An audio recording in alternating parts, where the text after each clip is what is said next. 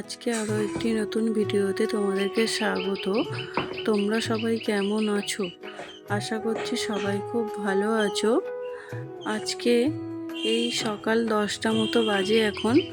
বাড়িতে মিস্ত্রির কাজ আবার শুরু হয়েছে। উপরে কাজ হবে, দই তোলা ঢালাই হবে, তাই জন্য সিঁড়ি ঘরটা ভাঙছে।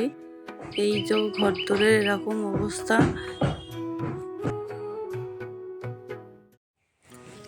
রান্না বান্না কিছুই করতে পারছি না, যেহেতু রান্নাঘরের উপরেই একদম সিঁড়িঘরটা। ওখান থেকে খুব নোংরা পড়ছে, একেবারেই দাঁড়াতে পারছি না। সব খোলা হচ্ছে, সবজি সব কুটে রেখে দিয়েছি, কিন্তু রান্না করার আর সুযোগ পাচ্ছি না। ওদের কাজ যতক্ষণ না এখানটা মেটে আমি রান্না করতেও পারছি না। ঘর দোর সব একেবারে নোংরায় ভর্তি হয়ে গেছে।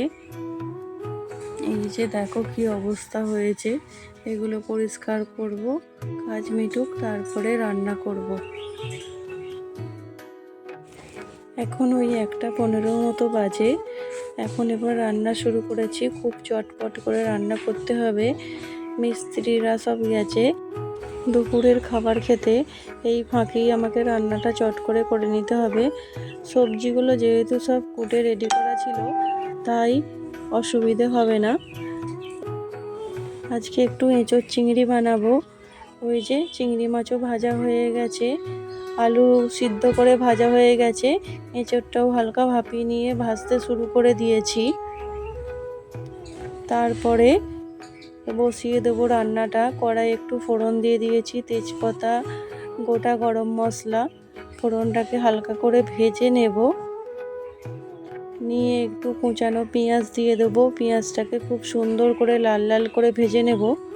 আর ওই যে দেখলে একটা ভাজা মশলা করেছি, জিরে ধনে শুকনো লঙ্কা দিয়ে ওই মশলাটাকে ভেজে পেস্ট করে রেখে দেব।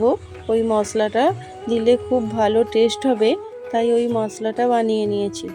তারপরে পেঁয়াজটা হালকা ব্রাউন করে ভাজার পরে টমেটো বাটা দিয়ে দিয়েছি। এরপরে একে একে সব মশলা দেব। এরপরে আদা রসুনের পেস্ট দেব, দিয়ে এই যে সমস্ত গুঁড়ো মশলা, হলুদ গুঁড়ো, জিরে গুঁড়ো, ধনে গুঁড়ো সব একে একে দিতে থাকবো। দিয়ে ভালো করে ওটা কষিয়ে নেব। এই যে হয়ে গেল সমস্ত মশলা দেওয়া, দিয়ে ভালো করে কষিয়ে নেব। একটুখানি জল দিয়েছি যাতে না মশলাটা পুড়ে যায়। দেখো কত সুন্দর কালারটা এসেছে, মশলা থেকে তেল ছেড়ে দিয়েছে। দিয়ে এবার ওই মশলাটা কষানো হয়ে গেলে এঁচোড় আলু এইগুলো দিয়ে দেব। তরকারিটা খুব সুন্দর খেতে হয়েছিল, এঁচোড় চিংড়িটা। এর সাথে একটু করলা ভাজা ও শাক ভাজাও করে নিয়েছি, সেগুলো হয়ে গেছে। তরকারিটা করলেই হয়ে যাবে।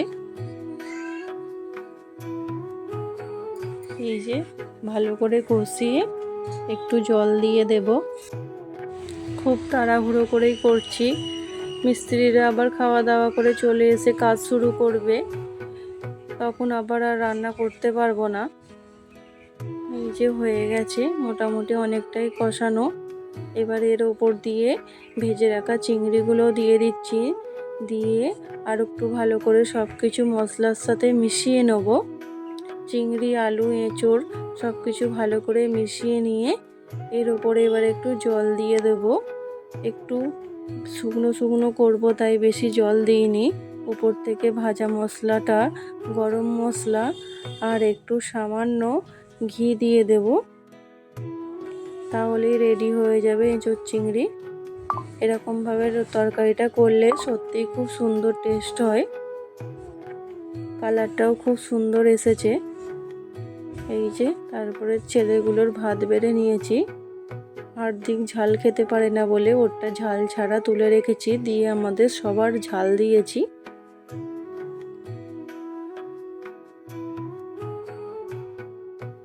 এখন বিকেলবেলা দেখো রঙ্গোলি ফুলগুলো কত ভালো লাগছে।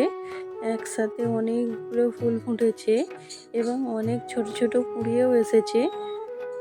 এই যে ভালো লাগছে, খুব সুন্দর লাগছে দেখতে রঙ্গোলি ফুল গাছটা। ঘরদোর প্রচুর নোংরা হয়ে আছে, সেগুলোকে পরিষ্কার করব, করে পার্লারে যাব। ওই জন্যই অপেক্ষা করছি, কাজ মিটে গেলে একেবারে পরিষ্কার করব।